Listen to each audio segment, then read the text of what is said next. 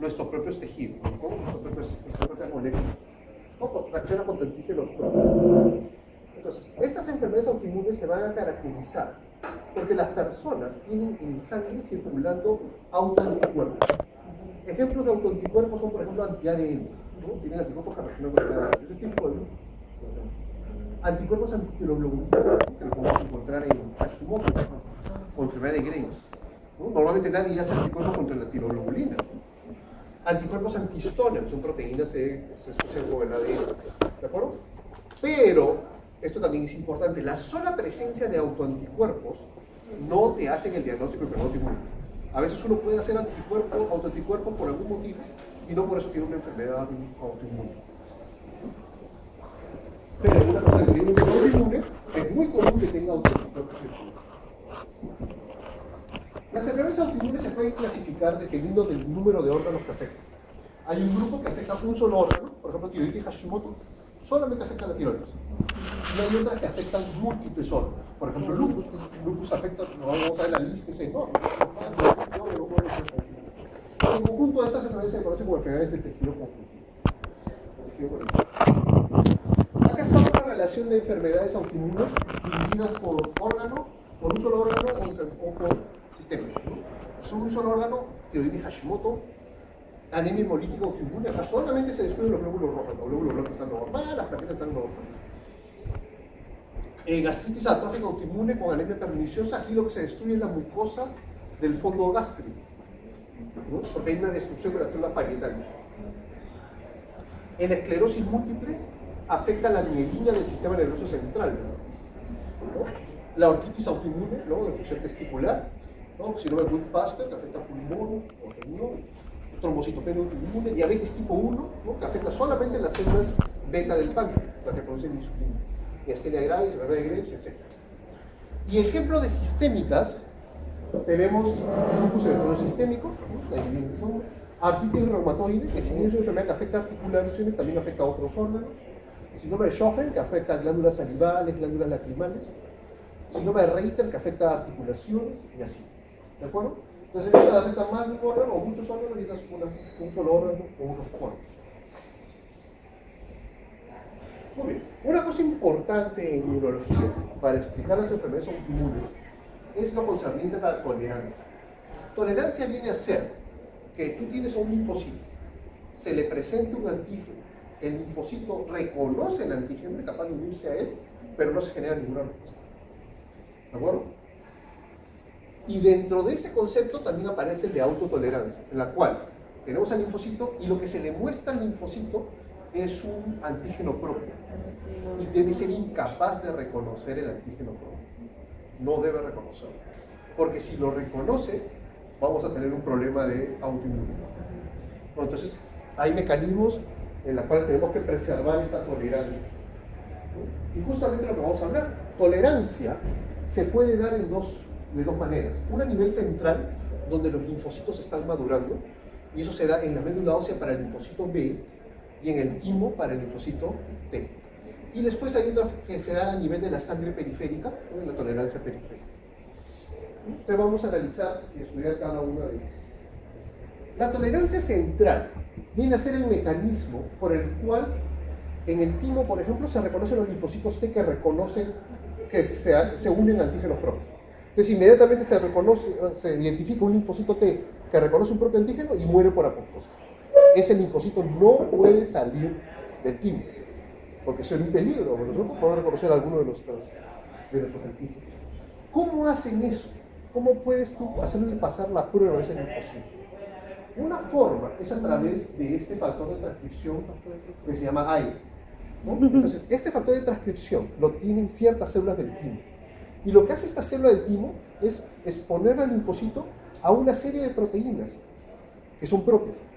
Y el linfocito tiene que interactuar con estas proteínas. Y el examen es que no debe reconocer a ninguna. No reconoce a ninguna, ya, sal del timo, ¿no? Reconoce una y le hacen apanado, ¿no? Ahí nomás lo terminan destruyendo al linfocito. ¿De acuerdo? Ya se imaginarán que hay enfermedades, raras por cierto, en las cuales este gen ahí no está presente. Y esos niñitos hacen muchas enfermedades autoinmunes. Pero No sé si estoy bien, pero la tolerancia central, si no funciona también, por eso está la periférica. Claro, porque esta tolerancia no es También. específica, no es 100% eficaz. Claro. No es eficaz, ese es el problema. El linfocito B, por su parte, una vez que encontramos un linfocito B que reacciona con un antígeno, muere, pero el linfocito B tiene una forma de sobrevivir. Y es que, ¿se acuerdan ustedes cuál es el antígeno se une a su receptor, ¿no es cierto?, del linfocito B? ¿Se acuerdan cuál es el receptor del linfocito B? No. La inmunoglobulina, ¿no es cierto? Que puede ser D, M, G, etc. Entonces, ¿se acuerdan que la inmunoglobulina tiene una fracción constante y una variable? Y la variable todavía tiene una hipervariable, que es justamente la que hace contacto con el antígeno. Entonces, si tenemos un linfocito B que hace contacto con un antígeno propio, lo que puede hacer es editar esa secuencia hipervariable, modificar la secuencia hipervariable, hacerle otro orden de aminoácidos, de tal manera que al modificarlo ya no reconoce al antígeno. A eso se le llama edición del receptor. Edita el receptor, entonces ya se salva de morir y deja de ser un linfocito autorreactivo, ¿no? Eso no puede hacer el T. Entonces aquí esta fotografía ya les mostré, por ejemplo acá tenemos a la célula del timo y le está mostrando al linfocito T un antígeno, ¿de acuerdo? Y con tan mala suerte este linfocito que reconoce el antígeno que es propio. Entonces muere por apoptosis, ¿no? Y acá tenemos otra célula que le presenta otro antígeno y el linfocito T no lo puede reconocer, ¿no? Este sí sale, sobrevive y abandona el timo, ¿de acuerdo? Pero ya les dije, este método no es 100% eficaz. Siempre va a haber un delincuente por ahí que se va a escapar de este sistema. Entonces, al escapar del timo, ahora hay que neutralizarlo en la sangre. ¿Qué tan frecuente es esta? No, de la gran mayoría de los linfocitos autorreactivos mueren acá, Ya. ¿no? Pero como te digo, se va a escapar siempre alguno, ¿no? ¿Qué porcentaje de la gran mayoría? Estadísticamente. No, me refería a que qué está tan en un común, rango de margen de... qué tan con márgenes común era ver altos. eso en persona. Muy bien, como les dije, un linfocito T o te puede escapar del timo, ¿no?, sin ser silenciado, o sea, sin morir por apoptosis. Y para eso tenemos la tolerancia periférica. Los tres mecanismos son anergia, supresión por parte de los linfocitos T reguladores. ¿Han escuchado los linfocitos T reguladores? ¿Los estudiaron en ningún instrumento? En parte del librote se estudiaron en. Y la otra es que el linfocito T muera activándolo, ¿no?, activándolo y muriendo por apoptosis. Entonces, aquí tenemos lo que pasa normalmente, ¿no? Acá tenemos el linfocito T, este es el timo, el amarillo. Acá tenemos un linfocito T que está reconocido, la célula le presenta un antígeno y lo reconoce, o sea, es un linfocito autorreactivo, y muere por apoptosis. Tolerancia celular. Aquí tenemos un linfocito T que no es autorreactivo, puede abandonar el timo, ¿no? Y acá está el delincuente que es autorreactivo, pero se escapó, ¿no? Entonces aquí tenemos la tolerancia periférica, ¿no? La anergia acá, la supresión por T regulador y la muerte por activación de, una que se activa muere por apoptosis. Entonces vamos a ver cada una de ellas. Anergia es una inactivación funcional del linfocito. El linfocito no muere, a pesar de ser autorreactivo no termina muriendo, ¿no? ¿Por qué se da esto? Depende, para que el linfocito se active, no solamente tiene que haber interacción con el antígeno y su receptor, tiene que haber otras moléculas, ¿no?, o coestimuladoras para poder, tienen que interactuar. Si se da eso, recién se activa. Pero si falta alguna de estas moléculas coestimuladoras, sencillamente, a pesar que hay reacción con el antígeno, no hay respuesta. Bueno, eso es lo que suele pasar. La B7, que es una molécula coestimuladora, no está presente en la mayoría de las células. Entonces no se va a dar la acción. Aquí vamos a ver el ejemplo. Vean lo que pasa en condiciones normales. Tienes el linfocito T y acá está la célula presentadora de antígeno, unión del antígeno con su receptor y unión de las otras receptores, B7 con CD28. Recién cuando todo se une, hay activación del linfocito. En la anergia, ¿qué ocurre? Hay unión del antígeno con el receptor, pero al CD28 le falta su B7 de contraparte. No hay respuesta, sencillamente, eso se le llama anergia.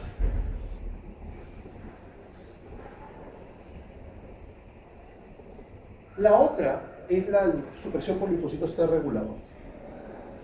Ustedes saben que el linfocito T regulador, su función es inhibir toda la respuesta inmunológica, ¿no? Y eso lo hace secretando ciertas citoquinas, que son interleuquina 10 y el factor de crecimiento transformante beta.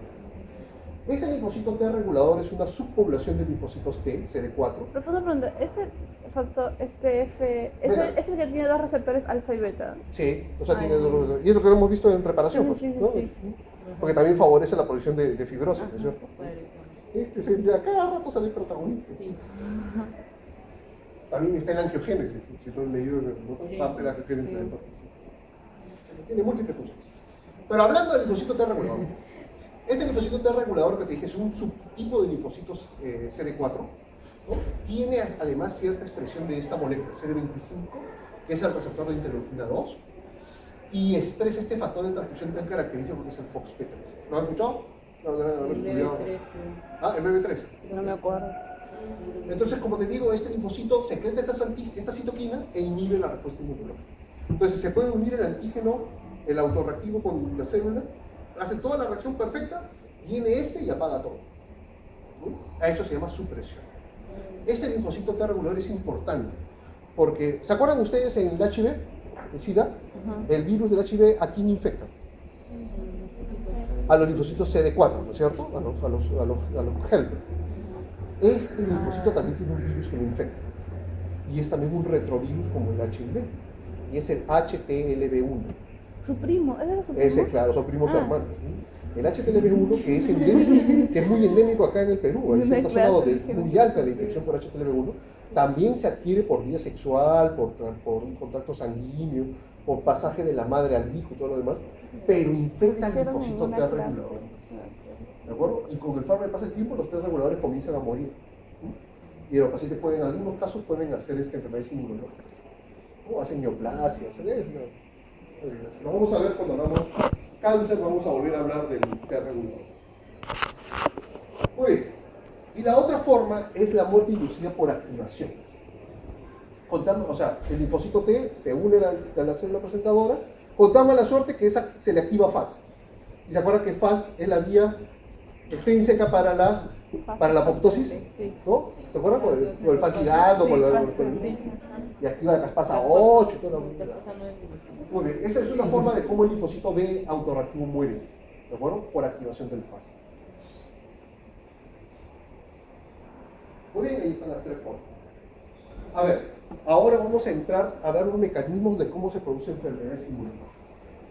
En enfermedades inmunológicas, autoinmunes, perdón, existe siempre un factor genético que varía entre personas. Y aparte existe un factor ambiental. Al parecer, para que aparezca una enfermedad autoinmune como el lupus, que hemos estado hablando, Sí. tiene que haber en una persona cierta susceptibilidad genética y aparte algo en el ambiente que puede ser infecciones que terminan desencadenando la aparición de estas enfermedades. Tabaquismo y... Hay un montón de factores, tabaquismo, consumo de ciertas sustancias, infecciones, la lista puede ser enorme. El problema es que no se ha podido asociar una con otra, ¿no? Entonces, se considera que hay un grupo de factores de riesgo, digamos así. Entonces vamos a ver cada uno de estos factores, el genético y los ambientales, para poder explicar enfermedades autoinmunes y dar un ejemplo de alguno de ellos. Entre los factores genéticos, ¿qué características son importantes? Primero, que es muy raro tener a una persona que tenga una mutación de un gen y haga la enfermedad autoinmune. Pero existe. Hay casos en los cuales hay niños, por ejemplo, que tienen la alteración, se les estudia, altera un gen, por ejemplo, específico, y con tan mala suerte que hacen una enfermedad autoinmune. Son muy útiles estos casos por el punto de vista de asociación entre genes o enfermedades autoinmunes. Otra cosa importante de factores genéticos es la tendencia familiar. Cuando una persona en una familia tiene una enfermedad autoinmune, es muy probable que en el resto de la familia aparezcan otras enfermedades autoinmunes, o la misma enfermedad autoinmune u otras enfermedades autoinmunes. También los gemelos. Si tienes gemelos homocigóticos, gemelos idénticos, si uno hace una enfermedad autoinmune, el otro tiene altísima probabilidad de hacer la misma enfermedad autoinmune u otra enfermedad autoinmune. Entonces, esos son ejemplos de cómo los genes están asociados a autoinmunidad. ¿De acuerdo? Otra asociación. Muchas enfermedades autoinmunes se asocian con ciertos tipos de complejo mayor de histocompatibilidad clase 2. Después vamos a ver la tabla. ¿Eso era lo que no presentaba? Y el estudio de todo el genoma puede permitir la asociación de ciertos genes con ciertas enfermedades autoinmunes. A ver, les voy a mostrar eso. Este es un artículo que salió hace un tiempo ya. Y así como estos artículos comienzan a aparecer de vez en cuando otros. Este era un artículo publicado por todos estos autores en los cuales habían encontrado una familia que tenía 8 hijos. Y de esos 8 hijos, 3 de ellos tenían una rara mutación en este gen, que no se había descrito antes. Curiosamente, estos 3 niños hicieron enfermedades autoinmunes, ¿no? Y acá la describen, ¿no? Hicieron inmunodeficiencia, hepatoesplenomegalia, anemia hemolítica autoinmune, trombocitopenia, hipotonía muscular y problemas en el esmalte dental. Murieron. ¿De acuerdo? Y cuando estudiaron estos 3 niñitos de los 8 que eran, se dieron cuenta que tenían mutado este gen. Entonces ven cómo es una rara enfermedad en la cual un gen mutado condiciona la aparición de una enfermedad autoinmune, en este caso anemia hemolítica autoinmune. ¿De acuerdo? Estos fenómenos, esos casos son raros, pero te permite entender la relación entre genes y autoinmunidad.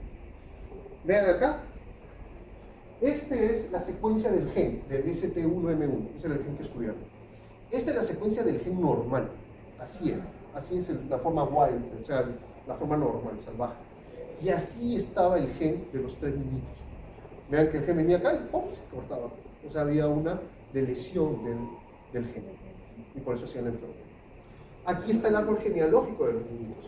Acá está el papá, la mamá, y acá están los 8 niños, vean. Los últimos 2 eran mellizos, hombre y mujer. Y de estos 8, 3 habían hecho la enfermedad, 2 niñas y un varón. Las 2 niñas ya habían fallecido, ¿no? Por eso que tienen el símbolo cruzado. Y el niñito era el único que todavía sobrevivía. Las otras niñas no tenían la enfermedad. ¿De acuerdo?